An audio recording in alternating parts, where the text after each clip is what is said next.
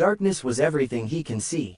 He couldn't feel his body, only an excruciating headache that was crushing his brain and a weird feeling of being wet. But that did not matter at that moment. The only thing that did was for that damned headache to disappear, but the longer he waited the more it hurt. Tears were falling from his eyes and he realized he could finally feel his body. He put his trembling hands on his head. He knew it would do nothing in terms of helping get rid of his pain, but at least it comforts him. After what was hours, but in reality it didn't even take 3 minutes, the pain began to subside, and after another 3 minutes, it disappeared like it was never there, to begin with. Then he inhaled like he never did before. His lungs were also in pain, and his arms, his legs, his back. Why did everything hurt so fucking much? While still trembling he tried to open his eyes, but his vision was a blur and he had to close his eyes again and wait. After a while he opened them again, but the only thing he could see was the ceiling of a cave. Question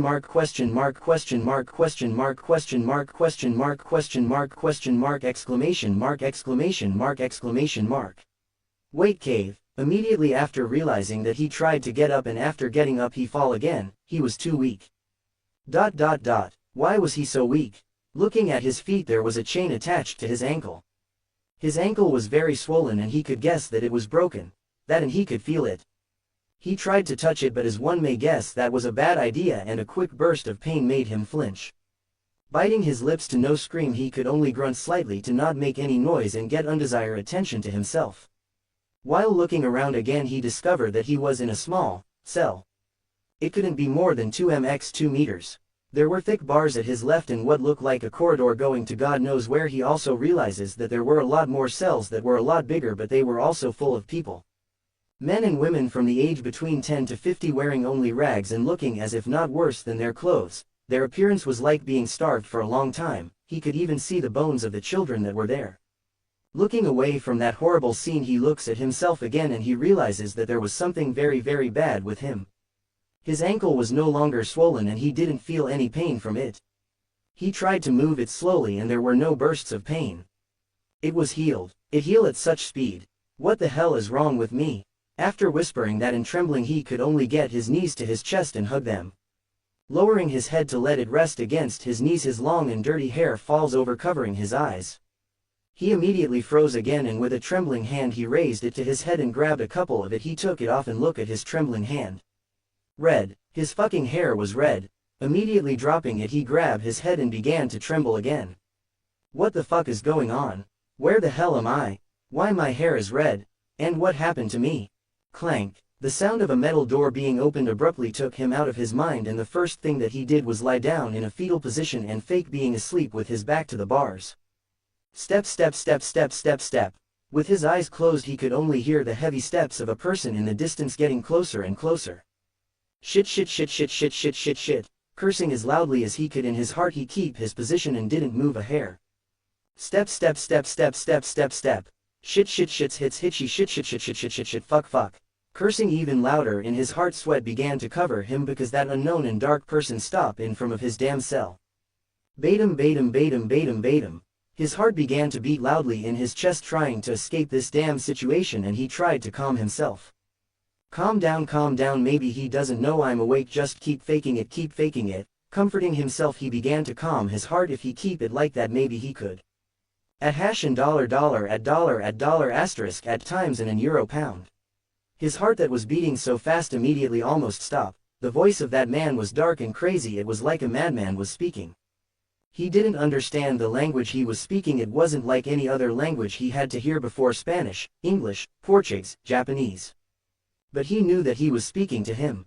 Also at the same time his head began to hurt again, not nearly as bad as the moment he woke up, but it wasn't far from it. He began to tremble because of the pain, and this made the unknown man smile greatly. At n hash and times euro pound euro. The man spoke again, and he still didn't understand a single word that came out of that smelly and dirty mouth. His head began to throb and he began to tremble stronger. The pain reached its peak and began to subside, but the man quickly got angry because he was being ignored. With a hard kick that made the bars tremble, it sounded for all the corridor, which made the people in the other cells woke up, and they all huddled up in a corner as far as possible from the man who again spoke. Look at me, slave, or you can say goodbye to your private room. But this time he understood him so while still sweating, and with fear he looked back at the man. The man was very tall, reaching 1.90, with a strong build and a cold air to him. His hair was unkempt and messy black, the same as his eyes. His teeth were a very disgusting yellow, and he was wearing a white long-sleeve shirt that was very dirty and with a part of the chest open, allowing to see an ugly scar that reaches his right pec to his neck, with black pants and shoes that were covered with all kinds of liquids. Well, look at that. The princess finally decided to wake up. I was afraid we went a little too far with your welcome ceremony, said it with a smile and a little laugh. The way you said is obvious you don't regret it one bit, he slanders in his heart while still looking at the dirty man that looks more like a prisoner than a guard. The guard didn't continue to harass him and move away, and he go to the middle of the corridor and scream. All right, scum, wake up and get up. It's time to leave. If I see anyone still asleep I will chop off their heads. His voice echoed and reached everyone, and they slowly got up while still being as far away from the guard as possible. At that moment a lot more steps came, and a considerable amount of others guards came and entered all cells and tied a rope around their necks and arms. He was the last one, and the one in charge to tie him was the dirty guard. The guard opened the cell and kicked him, which made emptied his lungs of air, and while he was coughing and holding his stomach the guard took the chain from the wall and started to drag him like a sack. What the hell, you dirty smelly old ball sack. Damn, I thought I would shit my organs. While slandering the guard he took advantage of the situation and looked around to get as much information as possible. They were approaching the entrance of the cave and the sky was dark with a bit of crimson light. Great, is night time, and what is this crims? His thoughts began to slow down and came to a complete stop when he was out and he could see the origin of the light. It was a beautiful crimson moon. Lord of Mysteries, Mother Tree, Amen, Klein Moretti, Medici, Adam, Will Ossepton, Fallen Mother. While he was looking at the crimson moon the man who was dragging him stopped and looked at him. EY, get up quickly and go with your group so I don't have to deal with you anymore. After he said that he finally began to look around him and saw that they were in a type of dock. He didn't even realize that they had come here. How long was I staring at the moon? With a cold sweat, he immediately stopped thinking about it because he knew with absolute despair that even the fact that he was alive when he regained consciousness in his cell was not short of a miracle. After getting up and reuniting with the rest of the slaves he tried to remember what had happened. He could remember who he was. His name was Joe Nahuel, 21 years old, studying to become an architect, a lover of video games and web novels. He was the eldest son of a family of 4, his little brother being 19 years old. It was a lovely family blessed with health and very united. But that was it, they weren't special, just a normal family. His favorite novel was by far, Lord of Mysteries. He was a simple guy, so why of all the novels he read he had to end in the one that just knowing too much would either directly kill you or there were gonna be a paranoid knocking at his door before he could even react. While thinking and cursing in his heart he suddenly felt a gaze on him. His entire body began to tremble and he felt that his soul wanted to leave him. Thankfully that gaze was just momentary, just a quick one, but he could feel it. It didn't come from the guards either, that meander of the prisoner path, that gaze from a high place. Before Joa could try to guess who it was, a big ship already came to the dock. It was a typical pirate one, painted black, but the paint was already very faded, like it hardly received care or maintenance. Ads by PubFuture. It has 8 cannons on each side and the sail was a bloody red. If someone had asked him he would give it a 4/10. It could use some more cannons. Anyway, when he stopped criticizing, the ship docked and a man got out and approached the dirty guard. Well, it looks like you got a good bunch this time. His gaze quickly passed everyone before it stopped on him, and a high one too. With that said he looked at the dirty guard again. Good job, Thames, if you keep this pace you'll be able to leave this place. This visibly excited the dirty guard, named Thames, and he soon bowed low in front of the other. Thank you for your kind words, Captain James the First will bring a bigger group next time. Having said that moved and stood next to James, and next Thames ordered in a loud voice. Everyone board the ship, we don't have all night. While he said that he grabbed a slave at the front and quickly threw him towards it. With that everyone started boarding the ship and Joa took advantage of that and took a quick glance at the captain. He was a man of a strong build with long greasy blonde hair with gray eyes that shine with desire, with a black tuxedo. Before he could take a longer look his chains were pulled, hurrying him to move faster. They took them to the bottom of the ship where there were cells prepared for them, only this time he was with a group, not alone. When all the slaves were already chained to the walls, the ship left the dock and embarked on an uncertain destination. In the darkness, Everyone was already sleeping. The journey to reach the dock wasn't long, but because of malnutrition, they were just too exhausted. Joa was the only one awake, sitting against the wall looking at the others cursing about his luck. Then he leaned his head against the wall and closed his eyes to think about his current situation. With the way Thames acts in his aura, I can guess that he should be a prisoner of the bound pathway, and James should also be one, but I'm not sure of his sequence. What I'm sure is that only the Rose School has the formula for this path, and is obvious they aren't from the Temperance faction. Thanks to the information from the book, I know that the Rose School isn't especially known for trading with slaves, so the most likely scenario is that everyone on this floor are going to be used as a sacrifice to the Mother Tree. I would have preferred that the Aurora Society were the ones to trade with me. At least I would have had a chance to better plan my escape, but now I only have two choices: or I find a way to escape from this ship in the middle of the sea with no land in kilometers, or I wait for us to dock and be a sacrifice to Mother Tree. Ads by PubFuture. ...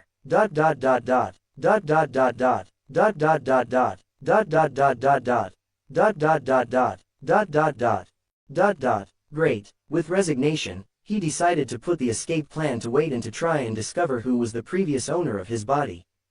Taking the classic meditation position, he tried to empty his mind to allow the memories of the previous owner to enter. After a couple of minutes, he finally emptied his mind and began to search for the owner's memories. Suddenly another burst of pain hit him again, and the memories of this body began to flow. Joa was prepared this time for the pain, so it didn't take it by surprise, and as he gritted his teeth he began to remember. The owner of this body was named Adrian Kenway, a citizen of the Fasak Empire who had come to Byam to try to become a powerful pirate. It wasn't even a week before he provoked the wrong people and was kidnapped. He was an orphan and never knew his parents. The only thing he still had of them was a necklace that looked like the tip of a crimson spear. The lady that took care of him in the orphanage told him that it was the last thing his mother left him.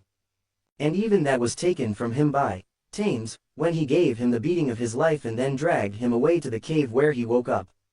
Joa could guess that Thames took the beating too far, and when he left him lying in the cell, Adrian ended up dying from his injuries and he ended up occupying his body. What a poor and unlucky bastard, was all Joa could say before leaving the meditation state. Now lying on the dirty and wet floor, he looked up at the ceiling and tried to sleep. He could feel the tiredness of the day, and it also seemed like he was getting his memories back. It took more than he could guess. Before he knew it, he had already fallen asleep, and the world of dreams opened its arms to tuck him in. In this dream world, Joa was able to see a large room equipped with a large bed against one of the corners, a blue wardrobe on one side, and a 43 inches LG TV on the wall. This was his room. He remembered that, but Joa didn't understand why was he dreaming of his room while being in the situation he is.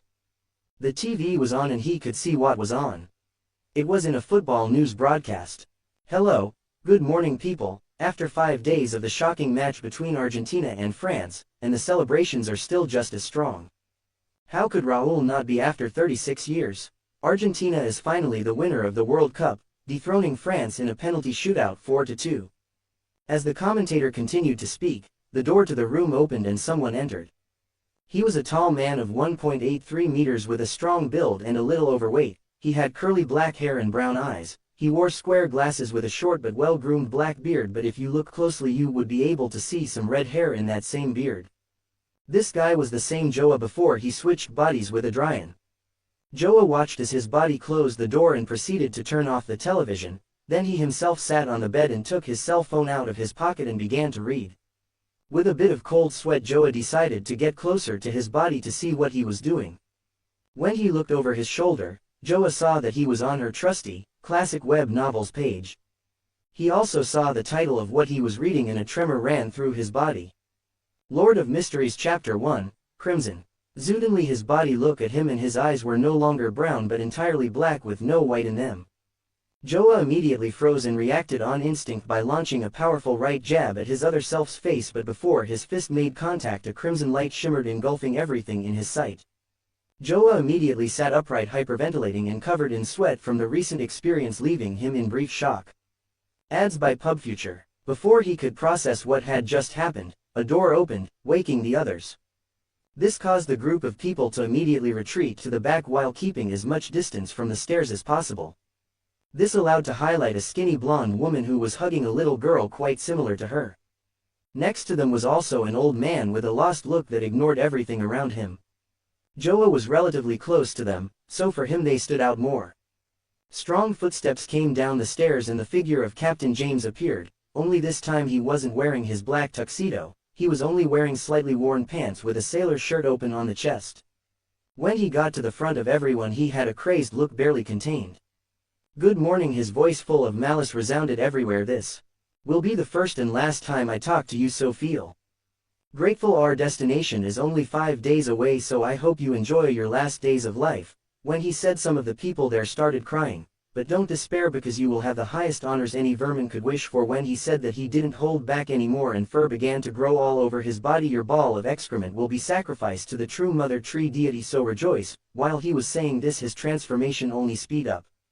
The people there still couldn't process what James had said because of the shock when he was being covered in fur at an alarming speed. Not only that, but he stretched to an intimidating 2.10 meters and gained animalistic characteristics. Its arms were deformed to shape legs with sharp claws, the same thing happened with its legs. And his head turned into the likes of a wolf. This was the werewolf of sequence 7. The moment his transformation ended, he pounced on the old man from before. No one did anything out of shock, though that wouldn't have changed anything even if a large part of them joined. What could they do against a werewolf? The only thing they would achieve would be to give him more bodies to play with, destroy and devour. His left claw pinned the old man's head to the head that sank his claws into it and slammed it against the wall, while his right claw pierced his stomach and pulled it out quickly, causing his intestines to spill out. The weird thing was that the old man still did not scream.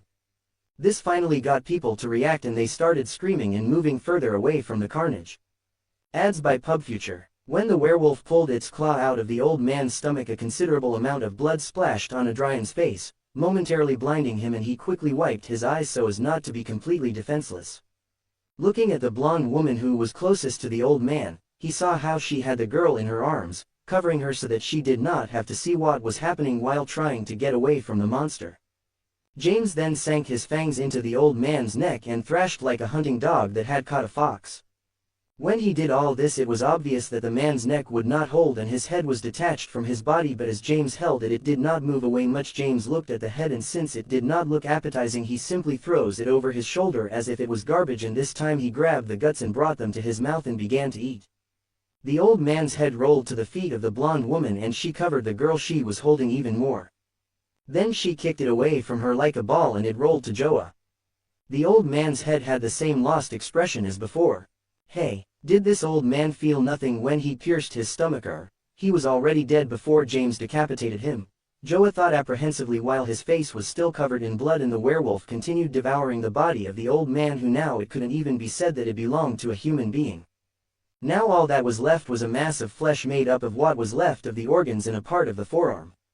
Only then did James finish his lunch and return to his human appearance. Only his shirt is torn and he was covered from head to toe in blood. Arranging his hair, he gazed nonchalantly at the mass of meat at his feet, then glanced at the head at Joa's feet. Grinning from ear to ear, showing that there was meat between his yellow teeth, he approached Joa, stepping on the same mass of meat. Grasping his head again with his left hand, he knelt in front of it. "Or excuse me, it seems that I splashed you while I was eating." As James said that, he reached out his hand and touched Joa's blood-covered cheek. Joa tried to get away, but James didn't allow it and held him close and brought his face close to his cheek, giving him a long lick, cleaning the blood. Just there he released it. "There, I clean it, much better." When James said that, he burst out laughing and finally walked away from Joa with the old man's head in hand and went up the stairs. No one moved until the sound of the door closing was heard. "This is a nightmare," said Joa while trembling. Biting his lip to steady himself, Joa's heart sank because now his escape was a lot harder. Sitting up quickly and entering a meditative state to calm himself, he also began to search his memory for the abilities of the werewolf. Remembering the abilities of the werewolf, one can realize everything he would have to do and take into consideration to escape. Black small square, a werewolf has quite powerful regenerative abilities, as well as terrifying strength, agility, and speed. Its claws and teeth are not inferior to the Beander's weapons of the same sequence and contain poison. They also know some spells related to darkness. Black small square, the targets that are under the control of the werewolf would become subordinates after a while when a werewolf's venom infiltrates their body for a period of time. They would turn into a monster like a werewolf, and usually these monsters possess a very short lifespan. Black small square curse. Every time the crimson moon fills, they will lose some of their sanity, grow black fur, and their thirst for blood and the desire to taste blood will reach their peak. A werewolf who is always unable to suppress his instinct to kill and his thirst for blood during the full moon will become increasingly cold and twisted. So fighting him is completely out of the table. Taking all of that into account, the best chance he has of escaping is in the middle of the night, when his sanity is at its lowest, allowing him some margin for error, however small it is. Taking into account that he is on a pirate ship and because of the cannons that it has, somewhere on it they must have ammunition and gunpowder. The ship itself is not that big and should be close to the cannons. The guards themselves, although they had a dirty and cold aura, it wasn't even close to Tames's aura. So he and James should be the only beyonders on the ship. So if you're extremely careful and manage to escape, you'll only have to deal with a few armed guards. Of course, all that if he manages to free himself from the chains and manages to reach the cannon room, but after that what? If he pulls off the plan, he would be sinking the ship and killing all the people on the bottom. Would he be able to live with himself after killing all these people? Adds by PubFuture. And even if all those lives didn't matter to him, he would end up in the middle of the ocean with a very angry werewolf. The trip had just started and it couldn't have been more than 1 day since they left Byam, even so he couldn't swim that distance. The only option is one of the islands on the way to the destination. Byam is located very close to the center of the Sonia Sea and is full of islands, so it is not a suicidal idea. It had only been 2 days since they caught him, so Joa is confident that he has enough strength to swim to one of these, but the same problem comes up. What will become of these people? Looking around, he analyzed everyone who was with him one by one. The vast majority looked quite healthy, only a few looked very thin and somewhat sick. That is a good sign. A large part had the hope of being saved, but the other. He finally made up his mind, and with the restricted mobility the chain gave him, he moved towards the pile of meat. Kneeling in front of it, he sinks his hands into it while saying sorry to the old man in his heart. He almost threw up, yes, although before he was somewhat close and the smell was already vomiting, being so close now and touching him made him have to swallow his vomit. Everyone there looked at him in disgust, and even those who had something in their bellies vomited it upon seeing the disgusting scene. But Joa didn't care, as he pushed a bit of small intestine out of his way as he tried to find a good bone. Yes, that's why Joa decided to do something so disgusting. He was looking for a bloody bone because to escape, the first thing he had to do was find a way to break the chains, and he didn't have the strength for that, so he wanted to try to find a bone, to help him in that, and apart from that it could serve as a weapon against the normal guards. After a while, Joa pulled out of the mass of what appeared to be a broken femur. Now he finally had something to defend himself with. People were still looking at him with disgust and now with some fear because he was armed, but he ignored them and went back to his wall first. Adds by PubFuture. The priority now was to remove the chain from his ankle, so he tucked the bone between the chains, recognized it, and began to pull. There was a horrible screeching of metal as it bent and the chain snapped. He was still chained, but now that Joa was free, the rest of the people were looking at him and didn't know what to say. Until another man got up and spoke to him. Sir, what do you think you are doing? Didn't you see how that monster devoured that poor man? Do you want to die like this? Said the same man, pointing to the pile of meat next to Joa. Joa looked at the man, paying attention to his appearance. He was a 30-something man with greasy black hair that was receding and green eyes. He had a light, unkempt beard and he was very dirty like everyone else. No, but I also don't want to stay here praying that that unfortunate guy doesn't get hungry and decides that eating one wasn't enough. Besides, I don't intend to be sacrificed to an evil god, so I am leaving. When he said that, he looked at the others who were listening to the conversation. Of course, it's not that they had whispered so everyone heard it. Listen everyone, when I try to escape I am going to blow this ship to pieces and you are going to drown, so I give you 2 choices. First, I release you and we unite to reach the cannons and blow up the ammunition room, sending everything to hell. Or the second choice, you stay here to die drowning like rats, since I'm not going to help someone who won't save themselves. When Joa said that, everyone hurled insults at him. Are you crazy? You're not just going to kill yourself, you're going to kill us all.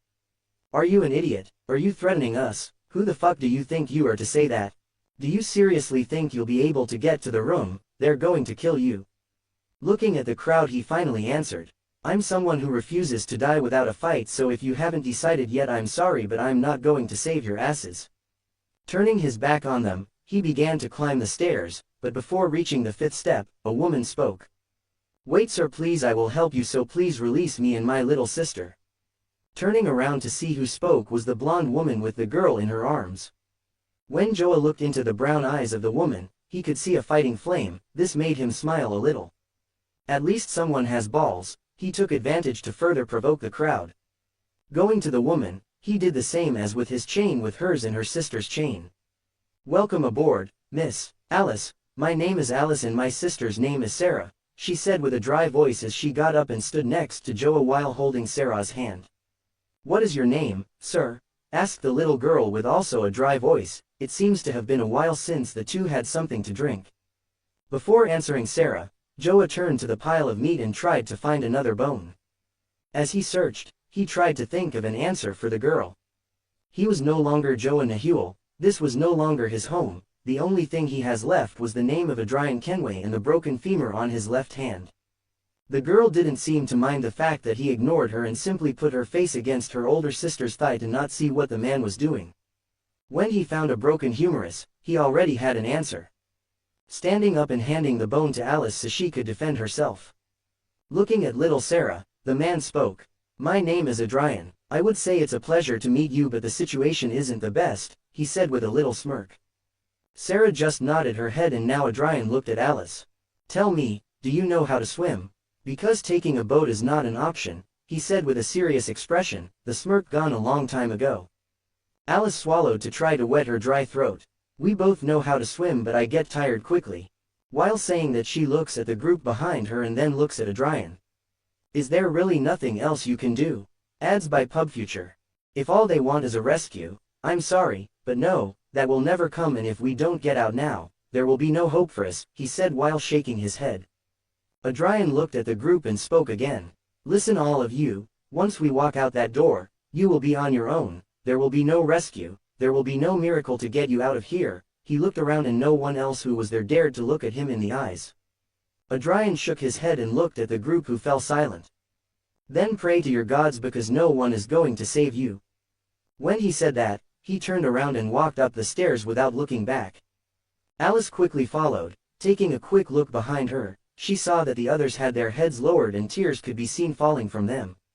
Seeing Adrian's back again, Alice quickly hugged Sarah tighter and headed up the stairs, leaving behind the other people who began to pray to their respective gods. When she reached the top of the stairs, Alice saw Adrian with his ear to the door. Realizing what he was doing, neither Alice nor Sarah made a sound. After a while, Adrian made an "shh" signal and slowly opened the door, allowing him to see what was on the other side. It was a long corridor with candle lamps on the sides. Opening just enough to get through, Adrian went first and then Alice and Sarah. There I closed the door and sealed the fate of all the people down there. Taking a deep breath, Adrian began to lead the way to the stairs to the next floor. The ship is divided into 5 floors, with the objective being the 3rd floor. Keeping close to the walls and trying to make as little noise as possible, the 3 of them began to move between the corridors. They managed to reach the stairway to the 4th floor and were taken with their first problem. A guard was sitting on a chair at the top of the 4th floor. Luckily he seemed asleep. Signaling Alice to get ready, Adrian started up the stairs silently with the broken bone in his right hand. As he went up, Adrian took the opportunity and took a better look at the guard. He was a fat man with a rather strong smell of fish without a shirt and a sailor hat and pants. Ads by PubFuture. Looking at the guard's waist, his pupils shrank and he began to move even slower. He had a revolver in a holster under his left arm. When Adrian made it to him, he raised the broken bone ready to stab the man, but his right hand was trembling. He had never killed anyone, and he had gotten into some serious fights, but he had never killed anyone. Realizing he had no time to hesitate, he closed his heart and prepared to stab the sleeping man. He raised his right arm and quickly plunged the bone into the man's chest, causing him to jerk awake, but before he could scream, Adrian covered his mouth with his left hand and kept stabbing rapidly into the man's chest as he writhed like crazy. After the 3rd stab, the man slowly stopped fighting, and by the 8th, he was no longer moving. The guard had a pained expression and his mouth hung slack and dripped with blood. The guard's empty eyes made Adrian tremble, so he closed them with his left hand and quickly removed the man's gun holster. Turning to face Alice, Adrian asked her if she knew how to use a revolver, to which she denied, so Adrian would have to be the one to carry it. Putting the holster along with the gun under his left armpit, Adrian quickly searched the body, finding 12 bullets and a knife. Analyzing the surroundings, he saw the man's jacket hanging on a nail. Quickly checking it, he found 2 solely and 11p. Giving the knife to Alice and the jacket to Sarah. Quickly Adrian moved the body of the guard and put it behind the stairs in a dark corner. They couldn't do anything with the blood, so all they could do was keep moving. Moving carefully through the corridors of the 4th floor, when they were near the stairs to the 3rd floor, they had to stop immediately because just like the entrance to the 4th floor where there was a guard, the entrance to the 3rd floor was also guarded by a guard. The only problem was that he was awake and it was someone Adrian knew. It was Thames. It was very lucky that he hadn't seen them yet, so they were able to get away in time. Adrian began trying and quickly think of a plan to get past him, but the problem was that he didn't have the confidence to trick him into giving them enough time to go upstairs and light the gunpowder. So the only way to get through was to kill Thames, and Adrian had a few ideas for that. Looking at Alice and Sarah, Adrian smiled and spoke. "Let's make a trap." When everything was ready, Adrian walked down the hall as if it were his house, and this is what Thames saw. A bit stunned, Thames looked at him before reacting and smiling. "Well, it seems that you didn't have enough last time. Maybe you just escaped so that I can beat you up again," Thames said with a big yellowish smile, seeing Adrian, who had a poker face while he saw him. Thames continued the same as when they left the island. The only difference would be that this time he was wearing a clean shirt. Adrian calmed his pounding heart and brought out a huge smile. This took Thames by surprise, and before he could comment, Adrian beat him. "But if it's my favorite stinky crooked tooth man, tell me, Thames, how have you been? I hope you haven't been too busy sucking the captain's balls in the time we haven't seen each other." This caused Thames's face to freeze in shock, and he looked at Adrian, who was far from finished. "Although I think you may have sucked too much. From here I can see the hairs between your teeth. It seems that the captain has a bush down there with all the hair you have in your mouth." The more Adrian talked, the faster the smile faded from Thames's face, and veins began to stand out on his neck and forehead, looked like it was going to explode from how much they were swelling. "Uff, man, with that face, it seems that apart from being hairy it was very dirty. Look at you, you're all red. It seems that you sucked something that you shouldn't have and it hurt you. Maybe you should see a doctor in case you caught something. I'm going to kill you, trash slave." As soon as Adrian finished saying that, all Thames could see was red, and he lunged at Adrian. Seeing this, Adrian smiled and quickly began to run towards where he came from, while Thames chased him like a wild dog, and he took advantage of this. Taking advantage of this, Adrian continued to fan the fire that was in Thames. "Come on, mate, don't you know how to take a joke like when you take the captain's dirty hairy balls?" Although at that point he seemed to be adding fuel to the fire. The two quickly came to another intersection, and turning quickly to the right, Adrian dashed out of Thames's enraged sight, which further provoked him, and he sped up to catch up with the redhead. When he turned around, the only thing he saw was that Adrian had disappeared and a shadow falling over him. Thames, taking advantage of his advanced senses, managed to dodge it by throwing himself forward. Quickly turning around, he took out a black revolver from behind his belt and aimed at Adrian, who missed his ambush. "You missed, son of a bit, but what ambushed him was nothing more than a simple jacket." Ads by PubFuture. Before he could process what kind of trick this was, a heavy footstep from behind him made him flip quickly, but all he managed to do was take a knife deep into his forehead. The last thing he saw was Adrian looking at him with a smirk. "We are even now, crooked teeth." As he said this, Adrian ripped off the knife and stabbed it again in Thames's forehead to make sure he was dead. ... You never know. ... If Adrian hadn't meditated to retrieve his body's memories, he never would have dared to do what he just did, because there was no guarantee that Thames would fall for the taunt.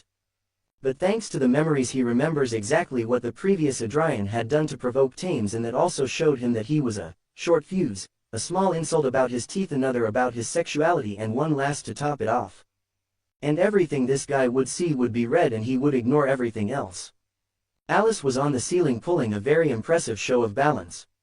Quickly he helped Alice down from the roof, and he began to loot Thames' body. The plan was extremely simple. Alice was hanging from the ceiling with Sarah's jacket while Adrian went to lure Thames, and when Adrian came running into the hallway and hid on the ceiling, she threw the jacket over Thames, making him ignore Adrian falling behind him and stabbing him with the knife. Adrian quickly checked Thames's body and found 5 more bullets, including his revolver, also another 4 solely.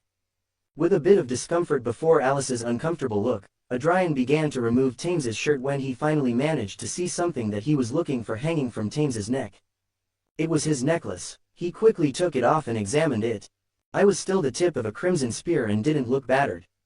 With a sigh of relief, he put it on and it released an unknown burden from his heart. "You're welcome, Adrian," he thought in his heart, and looking at Alice, who was looking at him already anxious to go for her sister. "Let's go get Sarah and tear this ship apart," was all he said before going to where they hid Sarah. Ads by PubFuture. As soon as they got close to the place where they hid Sarah, she came out on her own and ran towards Alice, hugging her. "Sorry for the delay, sweetie, we are about to get out of this nightmare," Alice comforted Sarah while she caressed her back with soft movements. After a few moments, they separated, but they had their hands joined and returned to the corridor where the shirtless body of Tames was, only this time there was a kind of gray stone similar to a chain on his chest.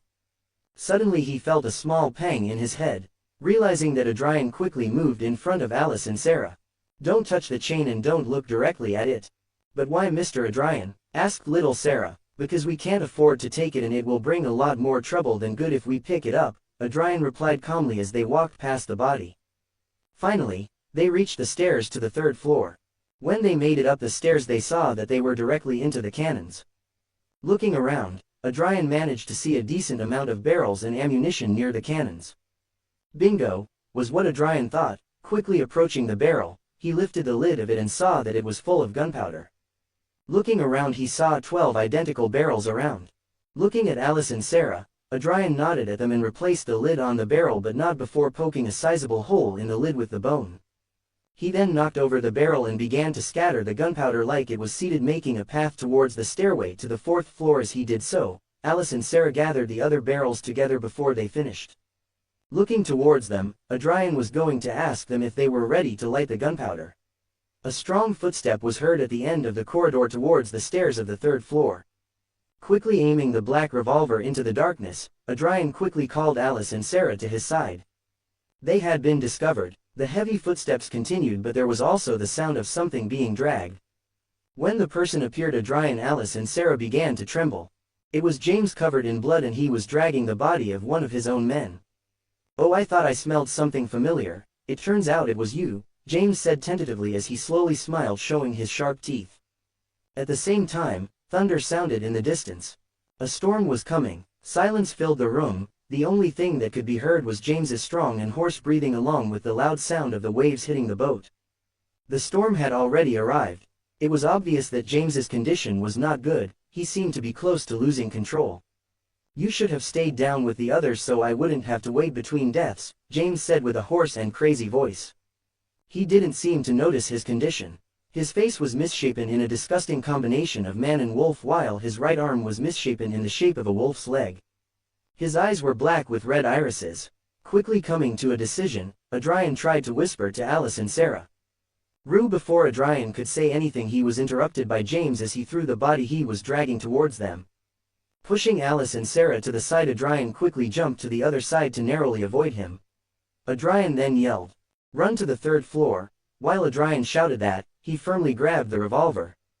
This was the first time he'd ever fired a gun, so the last thing he needed was for the gun to fall from his hands from the recoil. Aiming at James and firing, Adrian missed considerably. The bullet hit the wall to the side of James, but before Adrian fired the second shot, James would not stay still. James quickly charged at Adrian like a mad dog.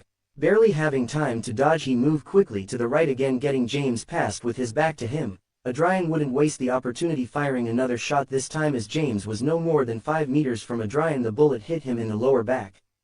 Although this did little more than anger him even more, causing him to lose even more control. This time his left leg was affected, transforming into a deformed leg, causing James to now have to move like a real dog. Ads by PubFuture. Alice saw that James was too focused on Adrian to give any importance to her. She quickly scooped Sarah up in her arms and ran toward the stairs to the 3rd floor. How clever, was what Adrian thought as he watched Alice manage to escape. James couldn't care less. The only thing on his mind was the wretch who dared to shoot him. Seeing the way James was looking at him, Adrian could only think of one thing. "I should have taken shooting classes." James quickly launched himself at him again and Adrian dodged to the side again, only this time James was faster, managing to scratch his chest. Holding the wound, Adrian only allowed himself a quick look. Luckily it wasn't deep, but it would certainly leave a scar. Putting those thoughts aside, Adrian fired 2 quick shots at James but missed as James jerked from side to side. He charged back towards and Adrian was too slow this time, receiving a strong blow that launched him across the room to the wall, hitting it hard. This knocked the air out of him and dazed him, and James let out a loud yell and charged at him again with his right arm.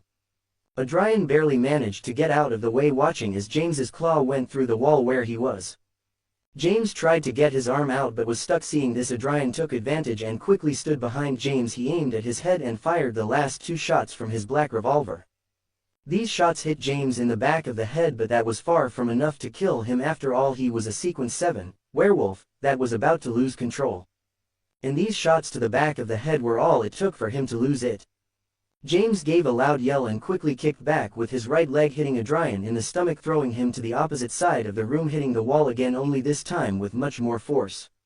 This caused Adrian to vomit forcefully, and all he could see were stars and he couldn't hear anything, just a buzz.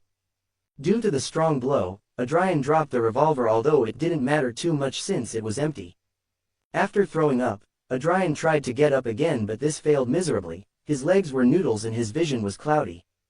Ads by PubFuture. Knowing that if he passed out he wouldn't wake up again, so leaning against the wall he slowly got up and he turned to look at James. He was writhing like a snake being roasted alive while still stuck to the wall. His body seemed to be breaking numerous times just to fit Misha Penley. He began to howl like a wounded wolf and his skin began to fall off, revealing the red muscle underneath. He grew back, only this time he grew to about 2.50 meters and was much thinner. Seeing this, Adrian tried to move quickly towards the stairs of the 3rd floor, but before getting close, James freed himself from the wall, and while holding his head to try to fight against the loss of control, he began to hit his head against everything, leaving a sinking hole on the wall covered in his blood. As he did this, James ended up in the hallway in front of the stairs and fell to the ground as he began to convulse. Seeing this, Adrian could only begin to curse under his breath as his only exit was blocked. Trying to think of something, he looked at a lit lamp hanging on the wall next to him. It seems that the plan is still in place, was what Adrian thought as he grabbed the lamp and took out his second revolver from its holster. Aiming at the gunpowder barrels that the 3 of them had put together, Adrian fired all 6 shots from his revolver at them, causing some parts to break and causing the gunpowder to spill out. He quickly put the revolver in its holster under his left armpit, grabbed the lamp with his right hand, and prepared to throw it. But before he did, James's screams stopped, being replaced by growls. Looking at where he was, Adrian saw something that made his blood run cold. James had completely lost control, leaving a werewolf of 2.60 meters, skinless and sickly thin. If one compared, it would be extremely similar to the werewolf in Harry Potter. Seeing how the eyes of that monster were looking at him with foam coming out of his mouth, Adrian threw the lamp with all his might towards the barrels at the same time that James began to move towards him. Adrian launched himself down the stairs to the 4th floor as James walked past the barrels as the lamp fell on them. A huge explosion filled the entire cannon room and engulfed the monster James as he screamed. The explosion was powerful enough to split the old, shabby ship apart. As the ship sank, the thunder rolled loudly. The strong storm then began to calm down, allowing a view of a mist-shrouded island in the distance. Was already daylight on the island and the fog had disappeared. Looking at a beach on the side of the island, one could see that it was littered with pieces of a ship. Suddenly on the shore, a person came out of the water and then walked to the beach to drop on the sand. The person was a man with red hair and a torn shirt, brown pants, and a holster with a revolver under his left armpit. This was Adrian Kenway, who had spent the last 3 hours swimming his way to the island. He was alone and there was no sign of anyone else on the entire beach. Shit, I didn't think the explosion would have been that big, Adrian thought as he sat up holding his stomach. Peeling off his shirt, Adrian checked his injuries. He had a large number of scratches and bruises all over his body from the explosion, a large scratch on his chest, and a huge black bruise on his stomach, which would be where James kicked him. And I thought James kicked hard, he said with a sigh. He couldn't check his back, but it should be the same as his stomach. Sighing again, Adrian put his torn shirt back on and then took the revolver out of its holster and opened the cylinder, removing the casings and putting in new bullets. He still had 11 bullets left. Now he was going to check the remains of the ship that managed to reach the beach, hoping to find some new clothes since he couldn't meet people the way he looked now. He spent an hour going through the remains but couldn't find anything of use. Giving up and thinking that he would have to steal clothes, he was about to leave when he saw that the tide was washing something black on the beach. He looked and saw what looked like a body that was so burned that it was no longer recognizable. The only thing that could be said was its great size of 2.60 meters. Holding the revolver firmly, Adrian pointed at the body, approaching slowly, but when he got closer he proceeded to put the revolver back in its holster. It was James who lost control, but he was dead. He said that because there was a huge piece of wood impaling him from his right hip until it came out of his left shoulder. Adds by PubFuture. Analyzing his body, there was nothing useful if there ever was. The explosion destroyed it. He looked at James's left arm and noticed that it was covered in fur. A little puzzled, he looked at it a little better, but then he felt a strong pang in his head. Realizing what it was, Adrian quickly moved as far away from the body as possible. When a Beander loses control, it leaves a sealed artifact behind when it dies. James's left arm was one of them, and Adrian, being a normal person, had no way of dealing with it. I shouldn't touch it, but it's an artifact from a Sequence 7 Beander. It will be very dangerous for someone to find it and touch it. Quickly thinking of what to do, Adrian looked at the body from a good distance away, but something behind the body caught his attention. It was a blue suitcase that was floating on the surface of the water, so Adrian quickly went back into the water to pick it up. Back on the beach away from James's body, we can see how Adrian was trying to open the suitcase. Being one with a lock with a 4-number combination, Adrian wasn't going to spend his time trying all the combinations, so he was hitting it with a rock. After the 5th blow, the lock finally broke, allowing him to see what was inside. It was a black suit with a white shirt, shoes, and a cane. There was also a wallet that contained 6 pounds and 13 soles. This caused Adrian to burst into laughter and tears. Finally, a bit of luck for him. After the shit that happened as soon as he woke up, this certainly made him happy to tears. He quickly dug a hole behind a tree and buried his old clothes there. And then he quickly went into the water to wash off the blood better and changed into the black suit. Picking up the suitcase, Adrian looked out over the ocean, trying to see if he could see Alice and Sarah. But nothing else washed ashore, so all Adrian could do was bow to the sea in honor of Alice and Sarah and the people who stayed inside the boat. Adds by PubFuture. Hoping that their souls would find peace in the divine realm of their gods, and also hoping the blonde sisters survived but ended up on another island. After that, he quickly left the beach in the direction of the port. After not a very long walk, he finally managed to get there, so quickly moving between the houses and towards what seemed to be a restaurant, he entered and sat down at one of the free tables. The people there looked at him strangely, but after that they ignored him. This calmed down Adrian greatly, and once again he blessed his luck with the suitcase. After a while, a waiter came to his table with a notebook ready to write down this redhead's order. "Good morning, sir. Welcome to Green Lemon Restaurant. Is there anything you would like to order?" When the waiter said that, he could see how the gentleman in front of him turned pale and his eyes widened. Surprised by this, the waiter quickly spoke again, worried that the gentleman would go into cardiac arrest. "Sir, are you okay? If you like, I will bring you a glass of water." Adrian, still very stunned by the waiter's words, simply looked at him and asked, "Sorry, yes, I'm fine, but what did you say the name of the restaurant was?" "Sir, this is the Green Lemon Restaurant, the most famous restaurant in all of Fantasyworld," was the proud response of the waiter. "I would like lunch for the day and a glass of cold water, please," was Adrian's mechanical response. The waiter noted down Adrian's order and bowed slightly. "Perfect, sir. I'll bring you your lunch in a while." With that said, the waiter went to deliver his order, leaving Adrian alone again. Wasn't it that my luck had improved? Why of all places did I have to stop at Fantasyworld? Asked Adrian in his head, cursing his luck and thinking that as soon as he had lunch, he would try to buy the first boat ticket to get out of here. Thunder and heavy rain started suddenly outside the restaurant, and the waiters stopped everything they were doing and went to close the door and windows and put up barricades. A man suddenly raised his voice. "Listen everyone, until the storm passes no one can go out, so please those who have a room go to rest, and those who do not have one will be provided by the restaurant." "I'm an unlucky bastard," was what Adrian thought with disdain. When the waiter who served him closed the door to his room, Adrian looked around. It was a small room with a small bed and a small desk with red walls and a barricaded window. There was nothing else. Considering that this is a room for those who did not already have one in the restaurant, the quality was quite decent. Taking off his shoes and shirt, Adrian sat on the bed looking at the floor.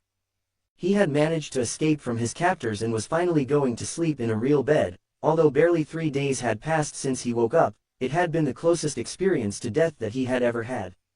He was so tired and now he could sleep peacefully. Ignoring the strong storm outside, Adrian lay down on the bed and let the world of dreams wrap him up again. In his dream, Adrian found himself at home again, only he was in the living room watching television, but this time he was with his brother.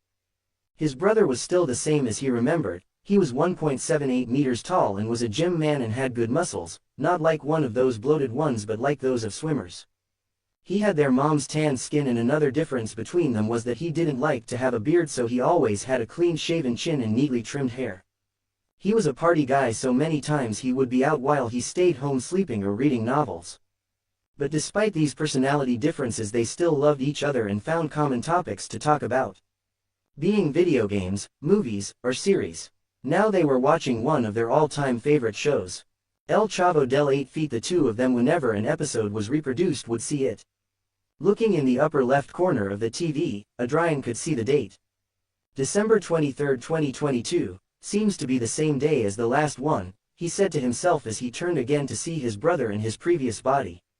Seeing that nothing else was happening unlike the last dream, Adrian took the opportunity to sit next to his brother to watch the episode with them. Halfway through the episode, he saw how his previous self turned to look at his brother. "Cruyff, you don't mind if I ask you something?" "No, what's up, Joa?" Ads by PubFuture. "Don't you feel like there's a weird aura going on lately? Did you smoke weed or something? Everything feels the same as ever." "Yes, you're right, maybe it was that horror movie marathon I did a few days ago, it still gives me a chill," Joa said as he laughed, and they went back to watching TV. Seeing the short interaction, Adrian simply shook his head and continued watching TV with his past self and his brother, but his mind began to wander. His younger brother was called Cruyff in honor of a soccer player because his dad was a big fan of him. Remembering a little, his mom told him that even his dad was going to name him Maradona, but she stopped him and they ended up calling him Joa. Laughing somewhat sadly at the memory, he returned his attention to the TV. While all this was happening in Adrian's dream, in the real world things were not as calm as in the dream. The storm had become even stronger and the thunder was falling with more force. Never in the history of Bansi Harbor had there been such a strong storm. In Adrian's room, he was still asleep despite all the noise, which one could say was nonsense, but he was ignorant of the outside world. Suddenly the storm became even angrier and the thunder began to fall with more force in the middle of the street.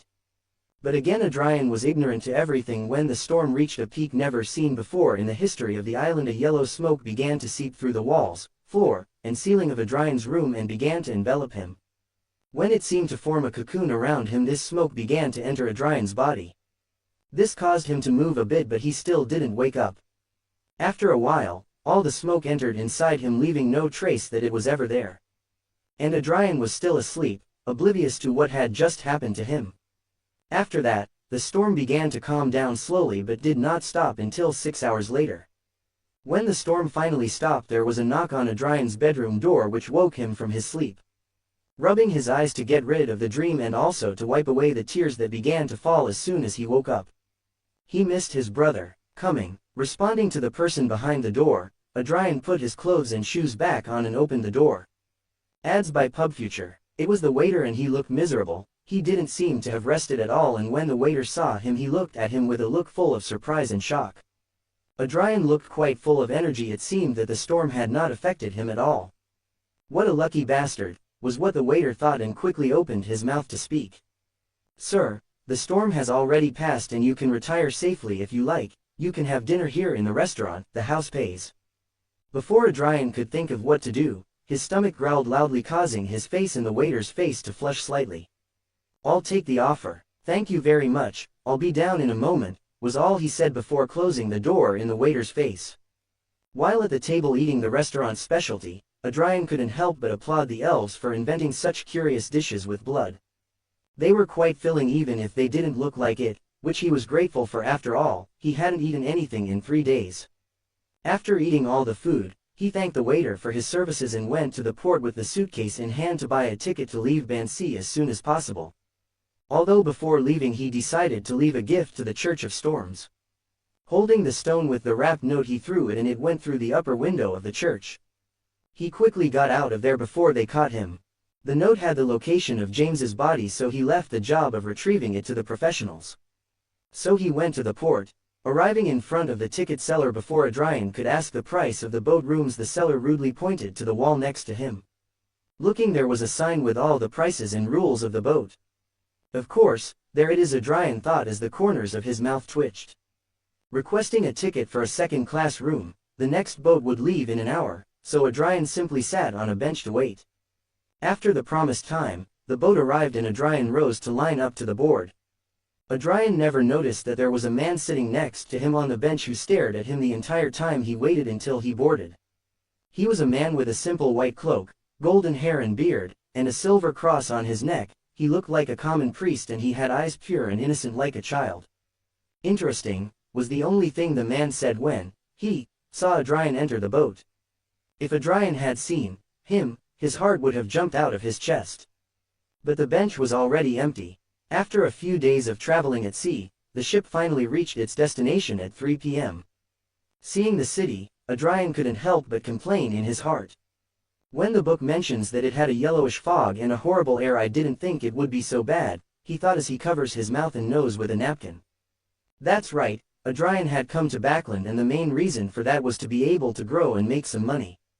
Before he left the port, he bought a newspaper from a boy for 1p. Then he got on a public carriage that took him to the Backlund Bridge area.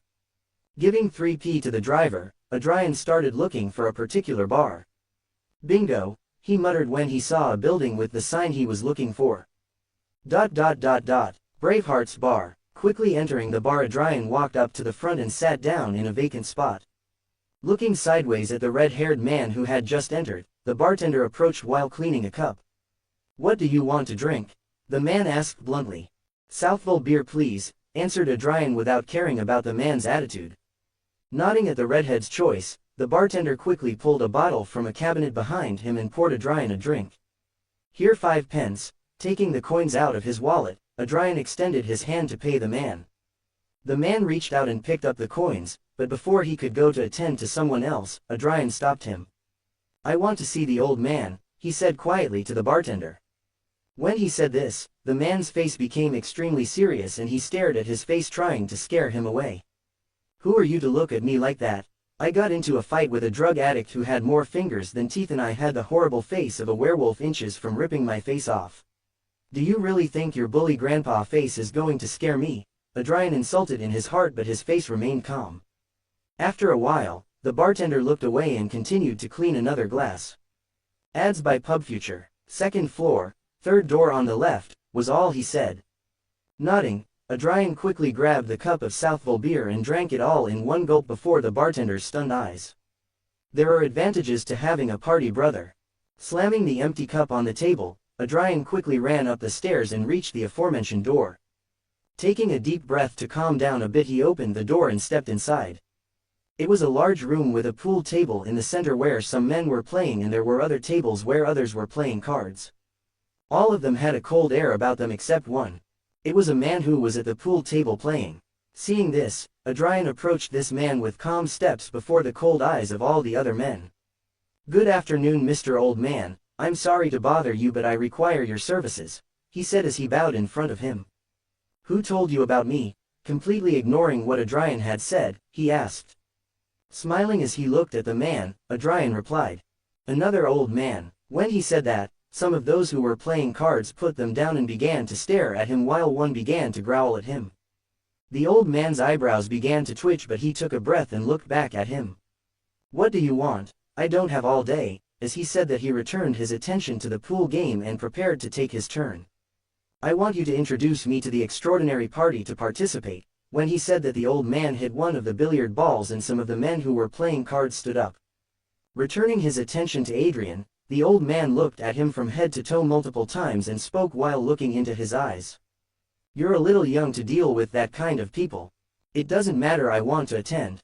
£2. Seeing that Adrian didn't care about his opinion, he gave a price. "Ads by Pub Future." Smiling, Adrian gave him the money, and when the old man checked it and put it in his pocket, he looked at it again. You're in luck, boy. A party will be held in a few hours. If you like, you can wait here or come back at 2000. I'll stay here if you don't mind, was all that Adrian answered while he sat down in a free chair and took out the newspaper he bought earlier to read it. I didn't think you were going to stay. Nobody usually takes that option, was what the old man thought, looking at the redhead who was reading. Obviously, Adrian was going to take the option to stay. After all, he still didn't have a place to live. After said hours, the elders turned to Adrian, who had already been reading the newspaper 7 times. Before we go, tell me if you have something to cover your body and face. I don't have, so I hope you sell that too, Mr. Old Man, was Adrian's quick response. The old man's eyebrows trembled again and he took another breath to calm down. £1 for everything. Why don't you ask me to walk barefoot through broken glass? He inwardly cursed at the prices he gave the old man the money. Now he only had 12 soldi left. After obtaining the mask and cloak, Adrian and the old man left the bar through a back door and headed to the party venue. Arriving in front of a metallic door in an alleyway, the old man approached and gave 3 short blows with an interval of 4 seconds between each one and 2 strong blows with an interval of 2 seconds. After a few moments, a man in a cloak and a mask that reached to the bridge of his nose opened the door. They entered and the guard closed the door again. In the center of the room, there were several tables quite separated from each other, some were already occupied. And in front of all of them was a masked man sitting watching as they all sat down in their places. After 15 minutes and seeing that no one else arrived, the frontman got up from his chair and spoke. Seeing that some friends didn't make it, we'll start the party. For the new members, allow me to welcome you and introduce myself. I am Mr. Eye of Wisdom. Finally, was all Adrian thought with a smile when the party finally started. It was time to make some money. If there is any formula that you want to verify, for a fee, I can do it. When he finished saying that, Mr. Eye of Wisdom sat down and another man got up and made a request. This is how time passed, one transaction after another. Adrian began to worry that the person he was looking for had not attended the party and this would cause him many problems. After a little while and one successful transaction, a masked woman rose from her seat. I'm looking for the barbarian formula, is there anyone who has it? I'm willing to pay with pounds or something of equivalent value, was the lady's request. There you are, beautiful lady, was what Adrian thought with great joy upon hearing the woman's request, since she was exactly who he was looking for. Looking around, the woman hoped someone spoke, but seeing that no one said anything, she sighed in defeat and was about to sit down, but she just heard someone speak. I got it. The lady quickly looked for the person who spoke and saw a man with his left arm raised wearing a coat and a mask on his face. How much do you want for it? Asked the woman with barely contained anxiety. She had been looking for the formula for months and was finally about to obtain it. £400. Would you like Mr. Eye of Wisdom to verify it? Deal, and yes, was the quick response of the woman. A masked worker brought him paper and a pen on a tray. Adrian took it, wrote the formula on it and folded it, and placed it on the tray again. Then the worker took the tray with the note to Mr. Eye of Wisdom. When the worker got to the man's side, he put the tray on a table next to him. Lord Wisdom Eye then took out a ring from a silver container. It is a ring encrusted with many tiny diamonds. It is complicated and exquisite in design. In the middle of the ring is a dark green gem that looks like an eye, and just looking at it made Adrian feel like a teenager again as he took his chemistry test. Mr. Eye of Wisdom put it in his left hand and quickly placed it on top of the note without opening it. Valid, was all he said before quickly removing the ring and placing it back in the container. So the worker took the tray with the note and took it to the lady. She then placed the £400 on the tray and took the note with the formula and wasted no time in opening and reading it. Potion Formula Sequence 8, Barbarian. Main Ingredients: Grass of Madness, Core Horn Crystal of a Land Rhinoceros. Supplementary Ingredients: *1 Deep Grained Walnut. *1 Fragrance Hornet Grass. Ads by PubFuture. *10 milliliters of the extract obtained from soaking poplar bark. *100 milliliters of liquor. Sighing happily, the woman put the note away. She finally had the formula. When Adrian received the money and counted it, he got up and spoke. I'm selling the formula for briber, is anyone interested? This caused the woman who had just bought the formula for barbarian to freeze. After searching so long for the barbarian formula, she didn't think that the briber formula would appear so fast and she didn't want to miss the opportunity. But there was a problem. She had no more money.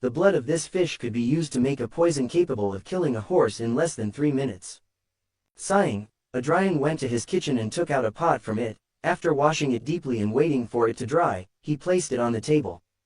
Guided by the book, the first thing he placed were the supplementary ingredients, the 100 milliliters of purified water, then he placed the 7 red mint leaves, the 9 grams of dragon grass powder, and the 5 drops of July wine juice. When the last drop of the juice fell into the liquid, it quickly turned brown.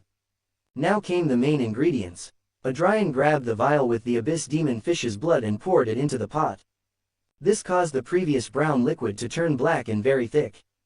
Quickly Adrian grabbed the last ingredient, which was the panther blood crystal, and placed it in the pot. At first, nothing happened. The red crystal remained floating in the thick black liquid without changing anything. This scared Adrian a lot, thinking that when placing the ingredients he had made a mistake. But suddenly the crystal was rapidly melting into the black liquid, causing it to turn reddish-brown and become more liquid. Realizing that the potion was ready, Adrian grabbed the pot and poured the finished potion into a cup he had ready. And just like in the book, there wasn't a remnant of the potion left in the pot. Holding the potion in his hands, Adrian's heart was beating with great force. Once he drank this, his life could never be normal and he would live the rest of his life on the edge of the abyss. Ads by PubFuture. But this is already a crazy world that is rapidly falling into the same abyss. Why better than waiting for the gods to protect him when the end comes? Wouldn't it be better for him to have the power to protect himself when the abyss falls on this world? Adrian quickly closed his eyes and began to meditate to calm his anxiety. This caused him not to see how the yellowish smoke that had entered his body while he was sleeping quickly entered the potion, making it somewhat brighter. When Adrian decided that he was ready, he drank the potion without noticing that it was a little brighter than before. The potion was so thick it seemed to stick to the throat and had an extremely bitter taste that made Adrian almost spit it out. But he ignored this discomfort and swallowed the entire potion, leaving nothing in the cup. He almost immediately felt his body begin to heat up rapidly, so he entered a lotus meditation posture. He quickly began to outline a sphere of light in his mind as he felt his body heat up even more, and he began to feel pain. When he thought that his body couldn't get any warmer and the pain threatened to take him out of the meditative state, it diminished rapidly. When the pain disappeared, he still did not come out of the meditative state but decided to wait a little longer. Suddenly the sphere of light that he was outlining in his mind disappeared and was replaced by a large city that had yellowish smoke around it. Adrian found himself standing in the doorway admiring this strange city. This city is very similar to Asuncion in my previous life. Wait, what's happening? I was supposed to be meditating to accommodate the potion. Adrian thought, alarmed when he realized that something had gone wrong. He shouldn't be here. Adrian could see that it also seemed to be inhabited by human-like beings. These seemed to be beings of fire dressed in rusty red armor that patrolled the city, protecting it from any threat that would approach. Suddenly all these beings stopped their patrol, turned to look at Adrian, and made a military salute towards him. This causes his meditation state to be broken and he returned to his body. Ads by PubFuture. What was that? Was the first thing that Adrian said to the air, but when he saw that he had returned to his body, he calmed down a little. Feeling his body, Adrian noted that he had grown much stronger physically and his senses had become sharper. Looking around him, he suddenly got multiple ideas for setting traps around and inside his house. So this is a Beander. As he said that, he clenched his fist, feeling the new strength that he now possessed. Smelling stinky, Adrian went to his bathroom. He was covered in sweat and had a strong odor, so he went to take a shower. Coming out of his shower, Adrian walks into his room with a towel around his waist and looks at himself in his bedroom mirror. Adrian was quite tall at a proud 1.84 meters. His body was already muscular, only now he looked stronger than before, and he had several scars all over it and his necklace was hanging on his chest. Looking at his face, Adrian could tell that he was quite handsome, and his reddish-brown eyes and red hair gave him an exotic touch. Putting on a pair of pants, Adrian sat on his bed and thought about what he had seen in his meditation. If I'm not mistaken, that should be the City of Calamities, but how is it possible? Isn't it supposed to be sealed in the Western continent? And how did I accommodate it so easily? Am I the plan B of some unknown existence that was able to take me out of my world and bring me here? Knowing that the more he tried to understand what was happening could end up killing him, Adrian could only put it in the back of his mind and deal with it later. The problem now will be to digest the potion as quickly as possible before some, which is attracted to me. A decent part of the potion is already digested, it must be from the trap against Thames and how I killed him. So, one of the rules of acting for the hunter is to know your prey well, set a trap according to the prey and hunt the prey. Sensing a slight hint of digestion, Adrian knew he was correct and quickly changed into his suit and headed to Braveheart's bar.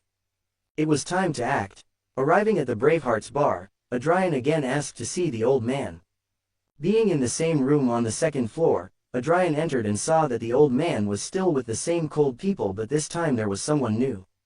He is about 28 years old, with a pale face and malicious brown eyes. He was wearing a white shirt and a black vest. Glancing sideways at this person, Adrian returned his gaze to the old man. "A pleasure to see you, Mr. Marriage," greeted Adrian in his mind before speaking to the old man. "I'm looking to join hunting clubs. I'm looking for one that continually goes out on hunts and has target practice." Looking at the red-haired man, the old man could tell that he now had a stronger aura. "That will be 14 souls for the search and the information will be given to you tomorrow at 9 o'clock a.m. Nodding, Adrian handed him the money and before leaving he turned to see Marich and gave him a nod.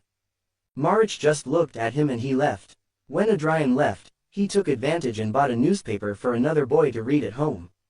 Arriving home while Adrian was eating meat and rice with white bread and black coffee for lunch, he was reading the newspaper in search of publicity for the next extraordinary party. Finding the ad and using the method that the old man taught him, he read that the next party would be in 3 days at 5 p.m. Nodding, Adrian finished eating and didn't wait until the next day. Tomorrow at 9 a.m., Adrian had returned to the bar and met with the elder again and he gave him the information he wanted. Reading it, Adrian saw that there were a good number of clubs that fit his criteria but only 3 caught his attention. Red Foxes, a club that has 100 years of history and a good reputation. The grandson of the founder is the current leader of the club. They go hunting every 3 days in the forest armed with hunting rifles and their shooting practices are in the top 10 of the list and membership to the club is £90. Stanley, it is the oldest club on the list with a history of 300 years and has several members who are nobles. They go hunting every 4 days on horses and hunting weapons. Their shooting ranges are the best on the entire list and they provide a vast majority of other services. Their subscription is £200. Ads by PubFuture. The Classics, it is a club that has a somewhat young history of 70 years and they are the ones that go hunting more often, being that they go every day but their hunting methods are the most curious because they only use traps and not weapons. That's why they're allowed to go hunting so often and their shooting ranges are decent. They don't have many members. Their subscription is £60. Adrian didn't think much and decided on the Classics, and checking its location he quickly went to the club. It was a 2-story building with a sign that said the name of the club. Entering the building he saw a man behind a desk reading a book ignoring everything around him. Because his senses had been sharpened by the potion, Adrian could see the details of the man and the name of the book. Stormwind Mountain Villa. Adrian's eyebrows trembled but he kept his expression calm and took a closer look at the man's appearance. He was a 27-year-old man with a delicate face and blonde hair and his eyes were soft. Very handsome if I'm honest, thought Adrian. Approaching the desk with calm steps the blonde man finally noticed his presence and quickly put the book away with a little embarrassment. "Welcome, sir, to the Classics, how can I help you?" "I am looking to join the club, I wonder if it is with you that I have to ask about it." This took the blonde a bit by surprise but he snapped out of it and responded enthusiastically. "Yes sir, please wait while I take out the papers." Said that the blonde stood up allowing him to see his height of 1.72 meters and he opened a cabinet behind him, taking out a small stack of papers from it. Placing it in front of him, Adrian the blonde told him what it contained. "These are the rules, regulations, and services provided by the club. If you agree to follow them you can join without any problem after paying the subscription." Picking up the small stack of papers, Adrian nodded to the blonde and began to read them calmly. There was nothing out of the ordinary and the rules were something any club had and the services were exactly what Adrian was looking for. Seeing that there was nothing strange about them he handed the stack back to the blonde and agreed to join. This visibly cheered the blonde. "Perfect sir, it would be £60 and you will become an official member." Ads by PubFuture. Taking the money out of his wallet, Adrian handed the money over to the blonde. "Perfect, please tell me your name so I can put it on your identification card." "Adrian Kenway." Saying that the blonde quickly wrote the name on a gray card and handed it to Adrian. Welcome to the Classics Hunting Club. I introduce myself, I'm Robert Patino, it's a pleasure to have you as a member. While saying this he extended his hand which was just as delicate as his face. Holding the hand, Adrian shook it. The pleasure is mine, Mr. Robert. If you like you can go upstairs to meet some of the members present, or you can also go to the next room to meet the shooting instructor Mr. Grievous. I'll go meet the other members first, then I'll meet Mr. Grievous. Perfect the stairs to the second floor or down the hall to the left, and again a pleasure to meet you. Nodding to Mr. Robert, Adrian made his way to the second floor at a leisurely pace. When he went up, he saw a large room with walls lined with the heads of different animals that the club had hunted. With a cabinet full of drinks on one side and some pool tables, which about 3 men were talking and playing. When they saw Adrian arrive, they stopped their conversation and began to approach him. The 3 of them looked like they were 30 years old, but they had strong bodies. One of them was with the arms of the shirt rolled up with a gray vest and a well-groomed beard. Another with only a simple shirt. And the last one wore a black vest with a well-ironed shirt. Giving a small bow, the redhead introduced himself with a small smile.